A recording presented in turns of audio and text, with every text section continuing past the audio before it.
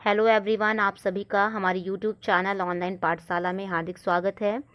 इस वीडियो में सीटेट और किसी भी टेट एग्ज़ाम में पर्यावरण अध्ययन से पूछे जाने वाले कुछ टॉपिक को डिस्कस करेंगे और फिर हम उनसे जुड़े हुए क्वेश्चंस को भी सॉल्व करेंगे। तो हमारी जो फर्स्ट टॉपिक होगी, पहला जो हमारा टॉपिक होगा वो होगा एसिड रेन, हिंदी में से कहेंगे अम्लीय वर्षा। लेकिन अम्लीय वर्षा को जानने के पहले हम पहले वर्षा को जान लेते हैं, मतलब रेन। तो रेन का नेचर कैसा होता है? एसिडिक इन नेचर होता है। वर्षा की प्रकृति कैसे होती है? अम्लीय होती है। जो वर्षा होती है वो उदासीन नहीं होती है, वो अम्लीय प्रकृति की होती है। और ये अम्लीय प्रकृति की होती क्यों है?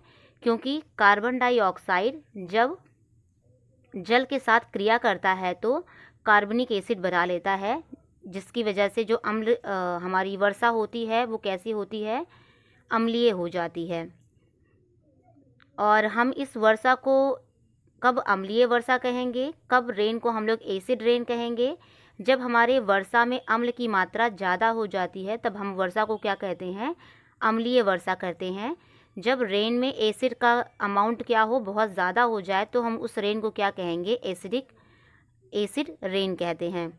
और जो वर्षा को अम्लीय बनाने के जो दो प्रमुख कारक होते हैं वो होते हैं NO2 और SO2। NO2 को हम लोग कहते हैं नाइट्रोजन डाइऑक्साइड और SO2 को कहते हैं हम लोग सल्फ़र डाइऑक्साइड। तो कौन कौन से होते हैं? एक तो होता है सल्फ़र डाइऑक्साइड और दूसरा हो जाता है हमारा नाइट्रोजन डाइऑक्साइड। ये दो प्रमुख कारक होते हैं अम्लीय वर्षा के। और जब हमारा सल्फ़र डाइऑक्साइड मतलब हो जाता है SO2, जब ये हमारा जल के साथ क्रिया करता है तो ये हमारा बना देता है सल्फ्यूरिक एसिड। सल्फ्यूरिक एसिड का मतलब क्या हो जाता है? सल्फ्यूरिक एसिड का मतलब होता है H2SO4। सल्फ्यूरिक एसिड बनाता है, मतलब H2SO4 को बना देता है। ये होता है सल्फ्यूरिक अम्ल। और जब हमारा नाइट्रोजन डाइऑक्साइड NO2 जल के साथ क्रिया करता है तो ये क्या बना देता है? तो हमारा ये बना देता है नाइट्रिक एसिड, मतलब नाइट्रिक अम्ल HNO3 बना देता है। आ गया समझ में? तो अब हम इससे जुड़े हुए प्रश्नों को हल कर लेते हैं। तो हमारा पहला प्रश्न है, किस गैस के वर्षा के पानी में घुलने से वर्षा का पानी अम्लीय हो जाता है? ये अम्लीय यहाँ गलत लिखा हुआ है, तो आप इससे परेशान मत होइएगा और या लगा देंगे लास्ट में। अम्लीय हो जाता है तो कौन सी गैस है जिसकी वजह से हमारी वर्षा का पानी अम्लीय हो जाता है? पहला है यहाँ पे हाइड्रोजन पेरोक्साइड, दूसरा क्या है यहाँ पे? नाइट्रोजन मोनोऑक्साइड, तीसरा है कार्बन डाइऑक्साइड और चौथा है हमारा सल्फर डाइऑक्साइड। तो अभी पीछे पढ़कर आप आ रहे हैं कि कौन से दो प्रमुख कारक होते हैं। पहला था NO2 और दूसरा था SO2। SO2 मतलब सल्फर डाइऑक्साइड। तो हमारा आंसर क्या हो जाएगा? डी। क्योंकि सल्फर डाइऑक्साइड के वर्षा के पानी में घुलने से वर्षा का पानी कैसे हो जाएगा? अम्लीय हो जाएगा। तो इस तरह से पहले प्रश्न का उत्तर क्या हो जाएगा? D, sulphur dioxide. चलिए दूसरे प्रश्न की तरफ बढ़ते हैं। हमारा दूसरा प्रश्न है, किसके उत्सर्जन की वजह से अम्लीय वर्षा होती है? किसकी वजह से अम्लीय वर्षा होती है? पहला है आपका सल्फर डाइऑक्साइड, दूसरा है नाइट्रोजन डाइऑक्साइड और तीसरा है ए और बी दोनों, और चौथा है कार्बन डाइऑक्साइड। तो अभी आपने पढ़ा था कि प्रमुख कारक कौन से होते हैं वर्षा के। तो कौन से होते हैं प्रमुख कारक? सल्फर डाइऑक्साइड और नाइट्रोजन डाइऑक्साइड। तो हमारा ऑप्शन कौन सा सही हो जाएगा? सी, दोनों ही होते हैं।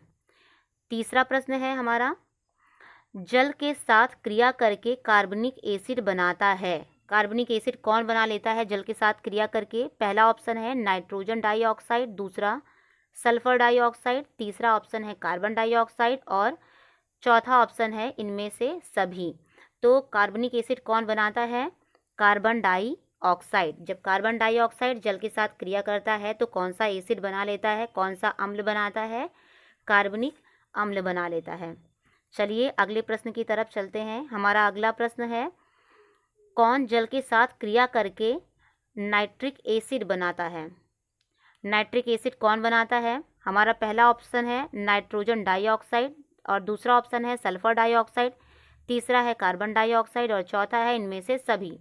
तो नाइट्रिक एसिड बना रहा है। नाइट्रिक एसिड कौन बनाता है या नाइट्रिक अम्ल कौन बनाता है? Nitrogen dioxide. चलिए अब हम 5वें प्रश्न की तरफ चलते हैं। 5वां प्रश्न है, ताजमहल को खतरा है।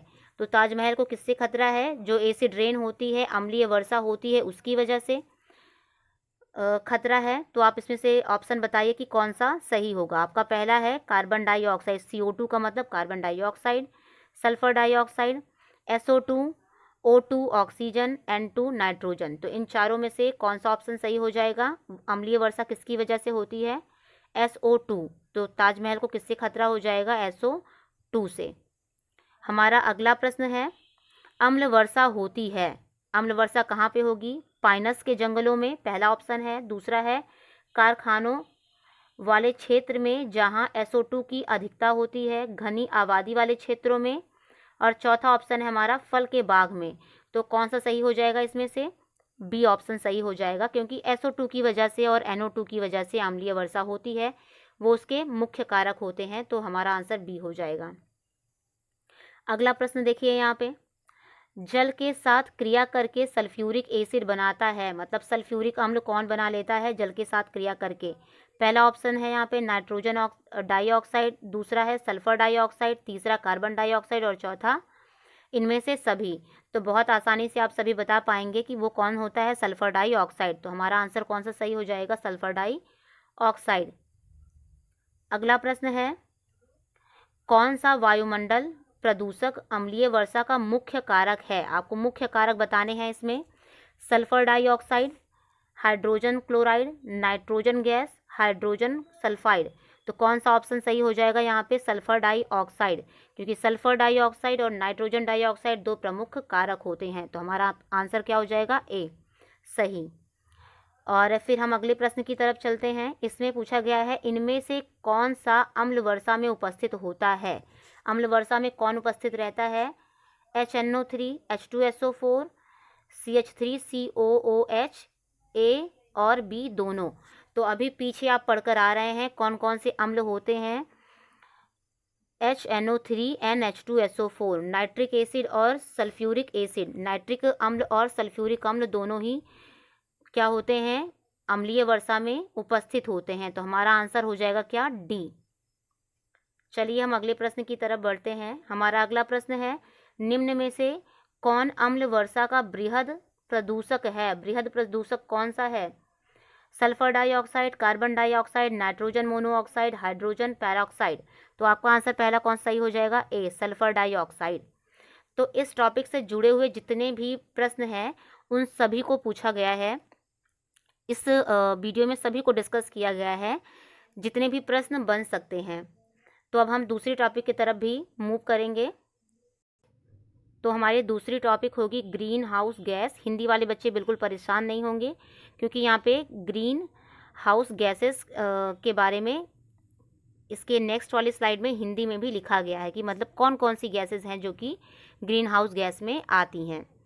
तो ग्रीन हाउस गैस में कौन कौन सी गैसेस आ जाती हैं? वाटर वेपर मतलब होता है जलवाष्प, carbon dioxide, methane, nitrous oxide, ozone, chlorofluorocarbon. ये हमारी मेन गैसें, प्रमुख गैसें हैं जो कि इसमें ग्रीन हाउस गैस में आती हैं। प्रतिशत भी देख लेते हैं, कौन सी गैस कितने प्रतिशत में होती हैं, कितने परसेंट में। बहुत ज़्यादा इन्फॉर्मेशन तो आपको कहीं में मिलेगी नहीं इनके परसेंट के बारे में कि कौन सी गैस कितने परसेंट में होती है, लेकिन यहाँ पे थोड़ा सा डिस्कस कर लिया गया है कि कौन सी कितनी ज़्यादा और कितनी कम होती हैं, क्योंकि फिक्स इनके परसेंटेज को बताना ये पॉसिबल नहीं है। तो जो वाटर वेपर होती है, जलवाष्प होती है, वो 36 से लेकर 70% तक होती है। कार्बन डाइऑक्साइड जो होती है वो 9% से लेकर 26% तक होती है, और मीथेन 4% से लेकर 9% तक होती है, और ओजोन 3% से लेकर 4% तक होती है। तो इस तरह से अगर हम देखें तो सबसे ज़्यादा गैस कौन सी है? अगर हम जलवाष्प को छोड़ दें तो उसके बाद सबसे ज़्यादा अमाउंट में कौन सी गैस है, सबसे ज़्यादा कौन सी गैस पाई जाती है? तो वो है कार्बन डाइऑक्साइड। अब चलिए इन गैसों को याद करने का एक हम आसान तरीका भी सीख लेते हैं। ये आपके पास एक ट्रिक है जिससे कि आप सभी ग्रीन हाउस गैसेस को आसानी से याद कर पाएंगे, और वो ट्रिक है मीना और काजल कल पढ़ी थी। आपको ये याद रखना है और इसे याद करके आप बहुत ही आसानी से सारे ग्रीन हाउस गैस को याद कर पाएंगे। जैसे मीना में मी से हो जाएगा मीथेन। मीथेन को हम लोग कैसे लिखते हैं, CH4। जो ये 4 होता है वो सफिक्स में होता है, नीचे की तरफ होता है। तो मीथेन को हम किससे शो करते हैं, CH4। और ना से हो जाएगा नाइट्रस ऑक्साइड, मतलब नाइट्रस ऑक्साइड को किससे दिखाएंगे, N2O। और से हमारा हो जाएगा ओजोन, ओजोन को दिखाते हैं O3। ये 3 भी सफिक्स में होता है नीचे की तरफ। और फिर हमारा हो जाएगा का से कार्बन डाइऑक्साइड, मतलब CO2, 2 भी हमारा सफिक्स में होता है। और जल से हो जाएगा जलवाष्प, जलवाष्प का मतलब हो गया H2O, यहाँ पे 2 भी सफिक्स में होता है। और कल से हो जाएगा क्लोरोफ्लोरोकार्बन, CF6, ये हो जाएंगी हमारे। और पढ़ी थी, बस इनको ऐसे ही एक मीनिंग देने के लिए सेंटेंस को इनको ऐड कर लिया गया है।